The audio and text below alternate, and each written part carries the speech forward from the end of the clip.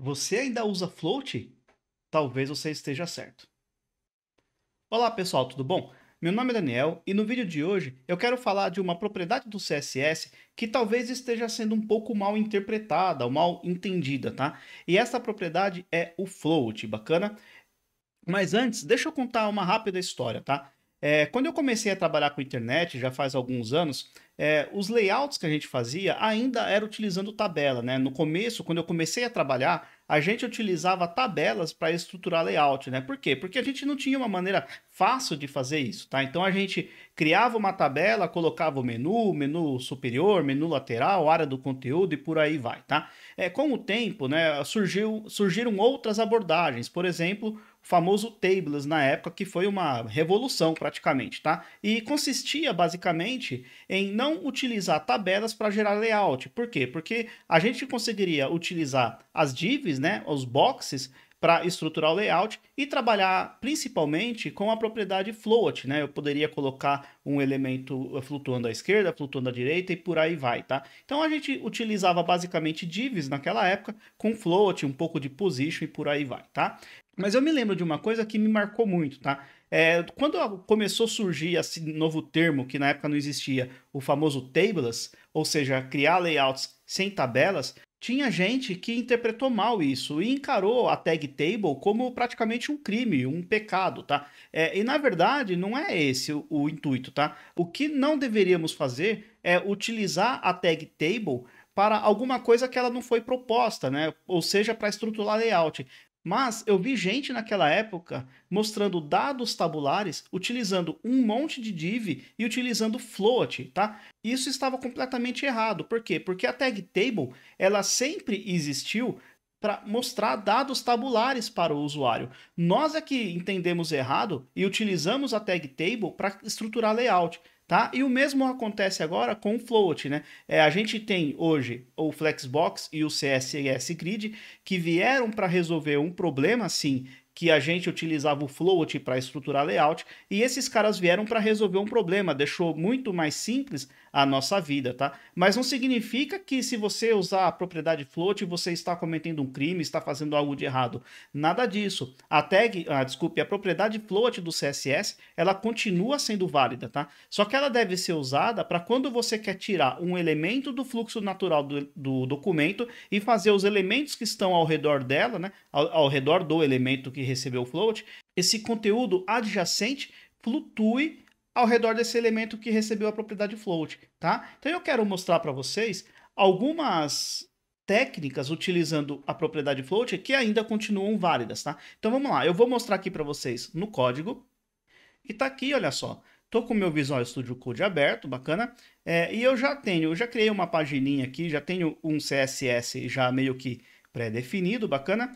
E aqui embaixo eu tenho o meu HTML. Eu não tenho nada demais, tenho uma section, tem uma classe aqui, example 1, né? Exemplo 1, alguns parágrafos, uma imagem e por aí vai. E aqui eu tenho um exemplo 2, que tem basicamente uns parágrafos e um block code, tá? Basicamente é isso. Se eu olhar esta página no Chrome, olha só, este é o resultado que eu tenho, tá bem? Este é o resultado, bacana? Vamos lá, voltando aqui. Maravilha. E qual que é a ideia? Bom, a primeira coisa que eu quero mostrar para vocês é como que a gente consegue, por exemplo, pegar a primeira letra, né? A primeira letra do meu parágrafo, eu vou pegar simplesmente do primeiro parágrafo, tá? Mas como que eu faço para pegar a primeira letra e deixar essa fonte um pouco maior e fazer com que todo o texto, né? Todo o texto que não seja da primeira letra, obviamente, passe a flutuar ao redor desta primeira letra. Isso tem um nome, eu sinceramente não me lembro, tá? Mas em livro a gente vê muito isso, né? A primeira letra um pouco maior, especialmente quando está começando um capítulo. Então pega-se a primeira letra, aumenta o tamanho e faz todo o texto ficar ao redor, né? Basicamente a gente vai fazer isso, tá, pessoal? Então eu vou vir aqui em cima, olha só.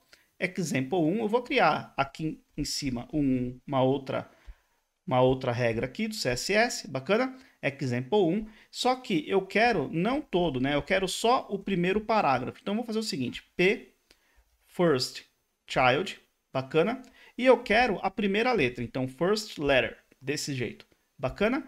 E aí, bom, basicamente o que eu vou fazer? Font size, eu vou aumentar aqui para 3 REMs, tá? E vou colocar nesse cara o float left. Por quê? Porque eu quero que ele passe a flutuar para o lado esquerdo e todo o texto que está à volta dele meio que obedeça, né, este elemento que recebeu o float left. Ele passe a flutuar ao redor dele. Então, deixa eu fazer o seguinte. Eu vou fazer da seguinte forma. Olha só, deixa eu tentar dividir a tela aqui. Primeiro eu vou tirar este cara daqui. Muito bom. Trazer este cara para cá e trazer este cara para cá. E vou fechar aqui o meu terminal. Não preciso mais dele. Desse jeito. Assim. Bacana? Essa aqui é a maneira que a gente vai trabalhar. Deixa eu aumentar um pouquinho para cá e aumentar um pouquinho para cá. Muito bom. Então tá aqui, olha só, pessoal. Já temos a letra L ali, né? Sendo formatada ali um pouco maior. E aí eu preciso simplesmente fazer alguns ajustes, né? Por exemplo, deixa eu diminuir um pouquinho 2 REM, ele vai diminuir. Tá vendo que esse parágrafo aqui, ele desceu, ele, digamos assim, ele veio para a esquerda? Por quê? Porque se eu colocar um background color aqui, eu vou ver o tamanho dele, né? Então eu vou colocar um background color ready para a gente ver o tamanho dele. Repara, como se eu diminuir um pouquinho mais aqui o font size, olha só, 0.8, 1.8 talvez, se eu salvar, olha só, já passou ali, né, para a segunda linha sendo mostrada ali no canto, certo? Alinhado à esquerda, tá? Mas eu posso fazer o seguinte, eu posso deixar este cara com 3 REMs e trabalhar com a propriedade margin top, olha só. Margin top, eu vou colocar aqui menos 1 REM para a gente ver.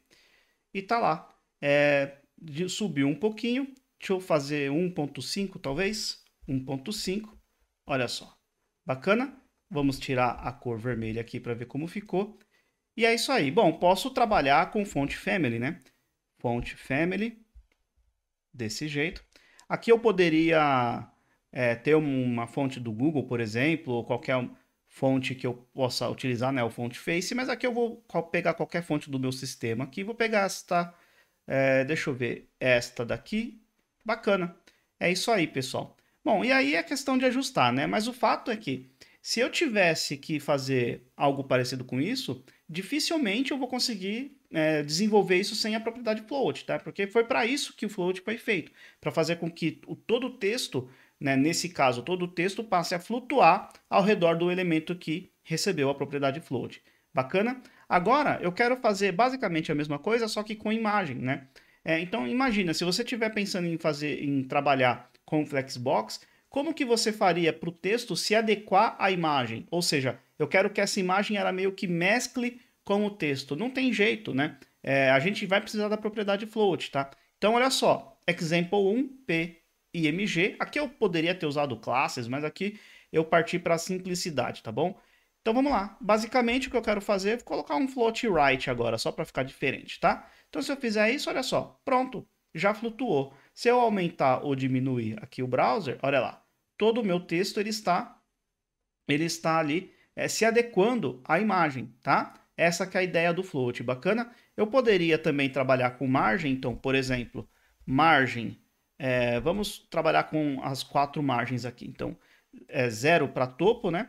Eu quero 0 para a direita. Aqui eu vou colocar, sei lá, 0.5 REM para baixo e 1 REM para a esquerda. Vamos testar?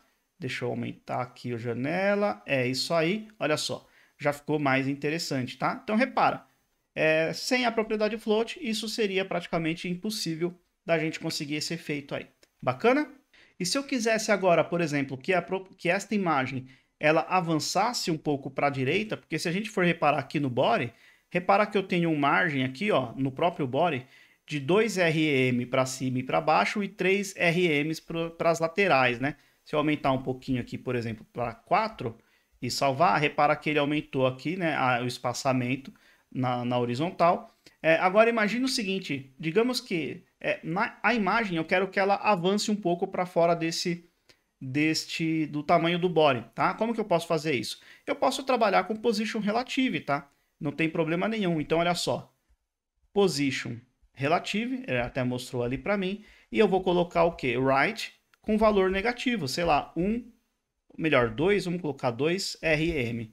Salvar, e olha só, ele avançou um pouquinho para a direita, tá? Então a gente pode mesclar, né, as propriedades para que a gente tenha ali um resultado, o resultado que a gente espera obter. Bacana? Muito bom. Então essa parte da imagem aqui já fechamos. O que eu quero mostrar agora eu quero trabalhar agora com esse blocout aqui, tá? Então eu tenho aqui no meu HTML, eu tenho example 2, tenho um parágrafo, depois eu tenho um outro parágrafo e eu tenho a tag blocout. Bacana?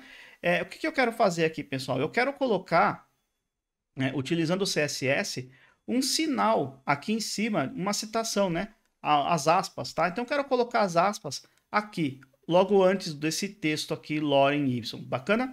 Muito bom. Então vamos lá. Deixa eu ver aqui no meu CSS, eu já tenho a formatação do blocout, maravilha.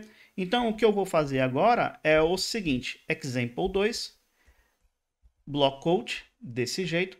Eu vou colocar um conteúdo before, desse jeito. E é isso aí. Galera, como a gente sabe, o content... Opa, aqui deixa eu escrever direito, deixa eu trazer um pouquinho mais para cima. Content precisa de um conteúdo aqui, certo? Como que eu posso fazer para escrever uma aspas, né? Como que eu posso fazer isso aqui? Isso aqui vai quebrar, tá? Se eu deixar uma aspa assim, ele vai quebrar e não vai fazer nada. Quer ver só? Se eu salvar, olha lá, ele não mostra nada, tá? Eu não posso fazer, essa sintaxe está errada. Então, nesse caso aqui, como as aspas é o texto que eu quero inserir, eu vou ter que utilizar aqui uma palavrinha mágica, que é a quote open, se eu não me engano. Ou é open quote, ao contrário, é assim, ó. Aqui, open, é isso aí, quote, desse jeito. Se eu salvar, repara, ele já está me mostrando ali as aspas, tá? O fato de eu ter colocado com before, tanto before ou after, eles são textos que não são selecionáveis, tá? Por isso que aquela hora eu tentei selecionar e não consegui, né? Tá ali, ó, eu não consigo selecionar. Bacana? Muito bom. Então, o que eu vou fazer? Vou colocar um display. Aliás, eu nem preciso do display. Deixa eu só colocar o float left, desse jeito. E vamos colocar também font size 3REM. Se eu salvar, ele já mostrou ali. Vamos colocar um background color para a gente ver. Background color, desse jeito. E aí, novamente, né, trabalhar aqui com as propriedades que a gente viu no outro exemplo ali em cima, certo? Aqui, pessoal, deixa eu fazer um teste. Eu vou colocar um display block. E eu vou fazer um teste aqui colocando uma altura, tá? Um height de 1 REM. Salvar. Olha só, com o display block, eu consigo trabalhar com altura também, tá? Então, se esse cara está com 3 REMs, eu vou falar que este cara daqui, ele tem 1.5 REM, é a altura, tá? Não faz mal que ficou um pouquinho menor. E da mesma forma, eu posso trabalhar com o margem top, desse jeito. Vou colocar menos 1 REM. Se eu salvar, vamos tirar essa cor vermelha para testar. Deixa eu ver o que aconteceu. Aqui eu vou precisar aumentar um pouquinho o tamanho. Olha só, deixa eu voltar com a cor vermelha, desse jeito. Aqui eu vou colocar também um margem. Eu acho que ele deve estar com margem, tá? Então eu vou colocar um margem 0 para ver. Muito bem. Posso até aumentar um pouquinho esse tamanho aqui, olha só, para 4 REM, certo? Altura 1.5, maravilha. E agora eu vou trabalhar com Position Relative também. Então, Position Relative, e vou colocar a propriedade top aqui, menos 1 REM. Vamos ver como é que isso daqui vai ficar. Muito bom. E agora basta eu tirar a cor vermelha de fundo, olha só. Já temos esse resultado ali, tá? Aí vale de ficar fazendo alguns ajustes aqui, tá bom?